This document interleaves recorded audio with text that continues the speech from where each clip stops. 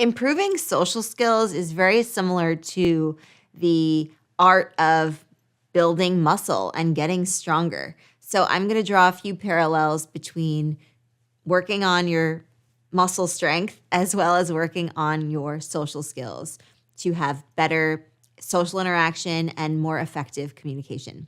If you're ready, let's get into it.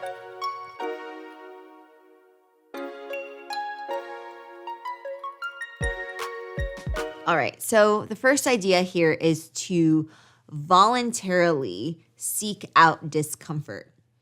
For those of you who are familiar with being at the gym or being in your home gym and picking up a set of dumbbells or picking up that barbell and doing a couple of reps, but not really feeling like it was that taxing on your muscles, on your body, on your mental state, and on your CNS. And you're just coasting through the workout. You're going through the motions. You're feeling like you're hitting a couple of muscle groups, but it's not really moving the needle forward in any way. You're not feeling like you really got a solid workout in. The same goes for social skills. If you are just going through the motions of interacting, but not really paying attention to your word choice, your tonality, your expressions, your vocabulary, the way you're saying it, your prosody, your intonation, your nonverbals, your micro expressions. You're just going through the motions and maybe listening a little bit, but not listening as much as you should, and just showing up to conversations a certain way, but not really trying to get any better at it. Then it's the same thing that I just said about that type of workout where you're coasting. We're not going to improve if we're just coasting. So the first big thing here is to seek out voluntary discomfort. Go to those moments where you feel like you are pushing yourself, where you feel like you are essentially straining yourself in some ways. There are moments in time where you feel, okay, that's the last rep. I'm maxing out. That's the last one I can do. Same with social skills. You might feel like, okay, this small talk is really taking it out of me, but I'm thinking of all the things I need to do. I'm listening more than I'm speaking. I'm reading the room. I'm thinking about the situation. I'm being mindful of what they're telling me. I'm not focusing on myself. I'm not being hypervigilant. I'm not focused just on my feelings and my emotions and my anxiety around the social setting, if you have anxiety around a social setting, let's say, or whatever it might be. You're really putting in the time to seek out those types of social interactions that are going to make you even better at communicating. So the easiest example here would be getting better at public speaking, signing up for a Toastmasters group or a public speaking group at your university, or maybe there's one in your town, or maybe there's a meetup group on the internet that you can participate in virtually. There are so many ways these days of being able to practice the skills that we learn to take advantage of that and to put ourselves out there in the ways that we want to enrich ourselves, enrich our lives, and get better at a skill that we're building and developing. So I really encourage you to think about those heavy dumbbells or putting the barbell into perspective of adding that heavier weight and trying to max out as many times as you can and in the safest way that is possible for you. Of course, safety first, both in the gym and in our social interactions, of course. There's so many parallels, as you can tell. And thinking about finding those situations that you can push yourself beyond your limits, get out of your comfort zone, because whatever you were doing in your comfort zone is not serving you a purpose anymore. It's had a time and place for that, and you've gotten to the point where you've grown enough that this new status quo is now your current comfort zone. And in order to grow even more, you need to get out of it. You need to be in your zone of proximal development, which is where you are just beyond your comfort zone, but not too far beyond that you're completely out of sorts and completely lost. You're not going to go from doing bicep curls with 5 pounds and then going immediately to 30 pounds. That would not make that much sense, particularly if you've been maxing out at maybe 10. You're not going to go then to 30 pounds. So really thinking about it in a smart way and being proactive as well, seeking out those moments of discomfort. That is how we grow. That is how we get better at what we're trying to do. All right, the next thing is to think about progressive overload.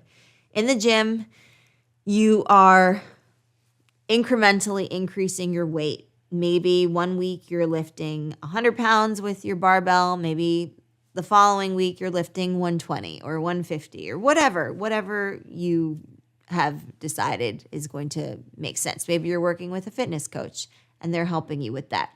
But now taking that metaphor into our social skills and our social interaction and our communication, you can do progressive overload as well. So progressive overload in the gym is not just in terms of the weight you use, but maybe your tempo, maybe the number of reps you're doing. The same with social skills. Maybe one day you decide you're going to have 5 Zoom calls and you're going to try out different things. So that could be a way of progressively overloading, right? You start out with 2 Zoom calls and you work your way up to 3 and then 4 and then 5. So progressively overloading in terms of quantity. You could be progressively overloading in terms of frequency. Maybe you have phone phobia. The only way to really get beyond it is to work on it. Instead of shying away from it, maybe your job requires you to be on the phone part of your day. Maybe it's part of your job.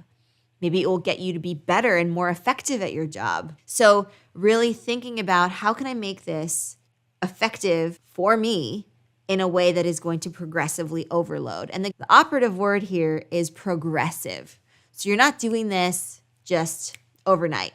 Just the next day you're doing a complete 180. No, you are progressively overloading. So it's incremental. And you can decide the cadence. You can decide the frequency. You can decide the extra weight that you're going to give this task, so to speak.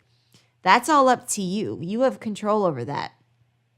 And I would recommend starting small. Don't worry about trying to just fit everything in from the get-go. Maybe it doesn't work with your schedule. Maybe you are still a little bit anxious. Maybe you have a little bit of anxiety around social interaction or face-to-face communication or public speaking or meetings or phone calls. The list goes on in the ways that we interact with everyone day to day, both online and offline.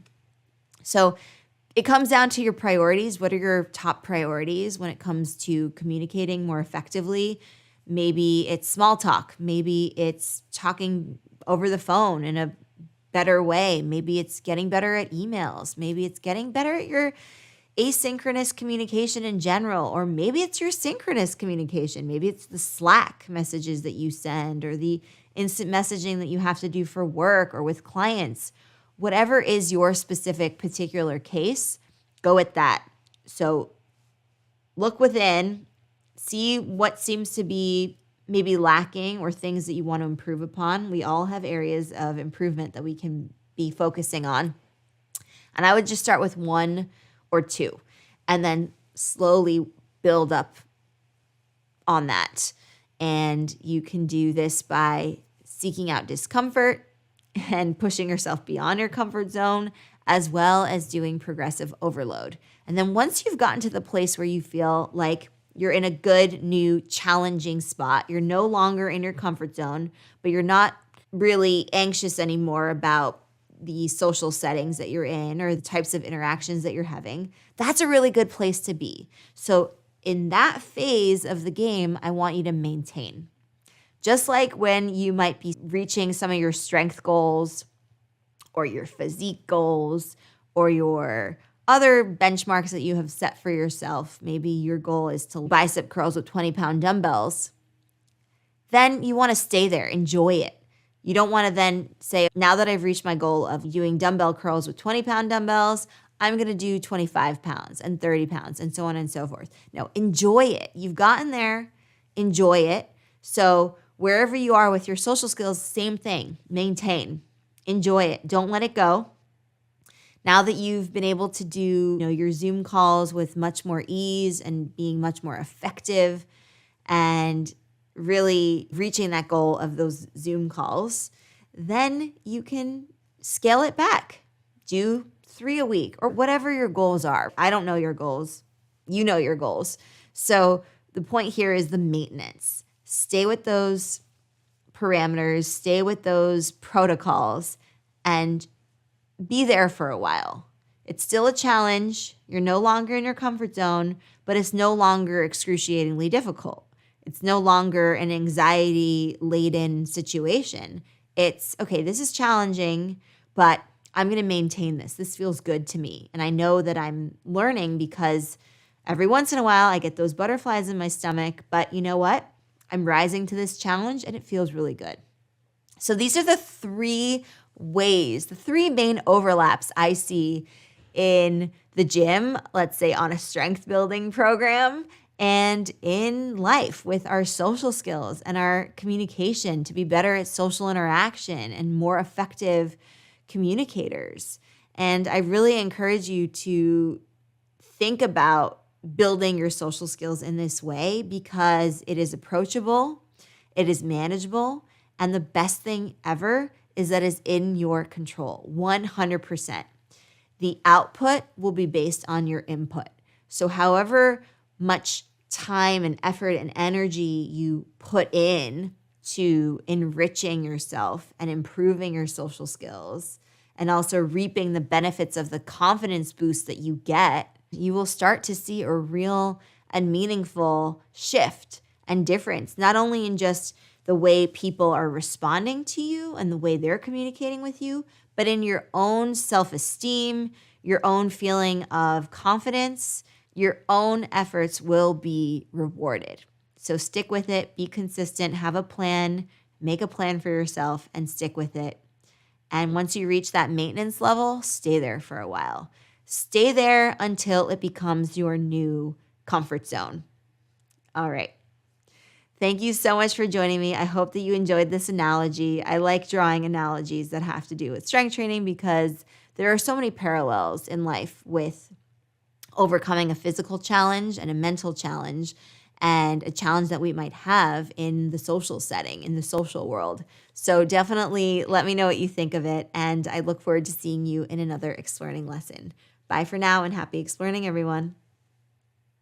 Something very big is going live in January. If you've enjoyed the content we've put out on Advanced English and Explearning, then you're going to love what is coming next. If you've wanted an opportunity to meet your fellow Explearners in a welcoming and dynamic environment, then what we have on the horizon is going to be perfect for you.